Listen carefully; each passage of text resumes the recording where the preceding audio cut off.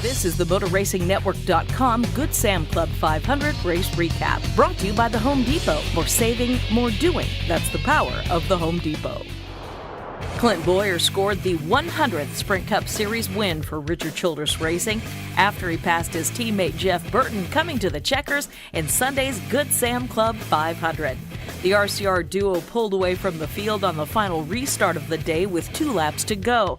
But as they raced toward the finish, Bowyer moved around Burton to edge him by .018 seconds at the line to give RCR the milestone victory. He kind of moved up off of 4, and I felt like I knew that it was too early to go, but it was going to be a drag race, and it'd give us both a shot at it, and, I felt like it did. He works so well with me all day long. You hate that it comes down to that, but it is what it is, and you owe it to your team, you owe it to your sponsors to go out and win the race, and, unfortunately it came down to that situation, but trust me, I was prepared to push him to the win, no matter, what the cost was, if we'd have had people breathing down our necks too. So just wasn't meant to be for him. He's been a great teammate, and learned a lot from him, and, he's already won a lot of races. I'm not even close to, I think he's won like 20-some races. I've only won 5. The win was bittersweet for Bowyer, who was piloting a Chevrolet 100 Years paint scheme in today's race, as he will be leaving RCR to drive a Toyota for Michael Waltrip Racing at the end of the season. It's just so important to me to be able to cap off, such a good relationship with Richard, everybody at RCR. It's like family over there, and it meant a lot to me to be able to win, again before we end this deal. It was, the stars were lined up today with having the 100th anniversary of Chevrolet on the race car. If I won the race, it was going to be Richard's 100th win. It's just too many things that were meant to be for it not to be. So I'm excited that it was. The final 2-lap shootout was set up by an accident that saw Mark Martin clip Regan Smith as the field raced through turns 3 and 4, sending the number 78 Chevrolet hard into the outside wall. Smith was uninjured in the accident, which destroyed the Furniture Row Racing Chevrolet. To add to the team's misery, a fire broke out in its hauler shortly after the accident. Fire officials were on the scene to maintain the blaze before it spread to nearby haulers in the garage area.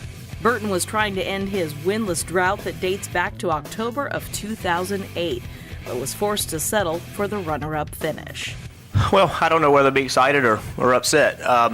We've had, after the year we've had, it's good to be in position to win the race. Obviously, Clint and I worked really well together the whole race, and had some good luck along the way. Whenever you leave here not wrecked, you probably ought to be happy. But at the same time, I'm heartbroken we didn't win the race. It would have been a big deal for us to get a win. Dave Blaney, who drafted with Brad Keselowski, scored a career-high third-place finish behind the wheel of the Tommy Baldwin Racing Chevrolet. It was a great run. Got to obviously thank Brad Keselowski. Stayed with us all day long, every lap, and when you get somebody committed to you, no matter what, it makes it a lot easier. And then it's just timing at the end worked out pretty good. We were in the right place, right time, and squeezed through a couple holes, and then there you are. But still, a solid day. We had a really solid day going here in the spring too, and didn't quite make it to the end. But really, fun day for Tommy Baldwin Racing, for Golden Corral. Big boost, for our team. Keselowski followed Blaney across the finish line and moved 3 spots to 3rd in the standings. The day was not good for 3 chase drivers who all suffered big hits in the standings. Kyle Busch and Kevin Harvick were involved in a multi-car tangle on the front stretch that began when Marcos Ambrose made contact with A.J. Allmendinger and set off a chain reaction crash. Both Busch and Harvick were caught up in the melee and suffered heavy damage, taking them both out of contention for the afternoon. Harvick finished 32nd to drop to 5th in the standings, while Busch's 33rd place finish left him 6th and 40 points off the pace. Kurt Busch was another chase driver who found trouble when he was involved in an incident when he hit a spinning Bobby Labonte. Busch, who wound up finishing 36th, made the impact after Labonte collided with the turn 2 wall following contact by Michael Waltrip while in the draft.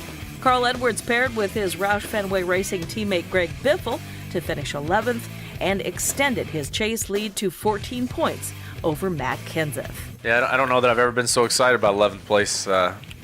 This race was one that it's nerve-wracking for everyone, but we came in here with, with a small points lead, and we're leaving with a bigger one, and that's a huge day for us.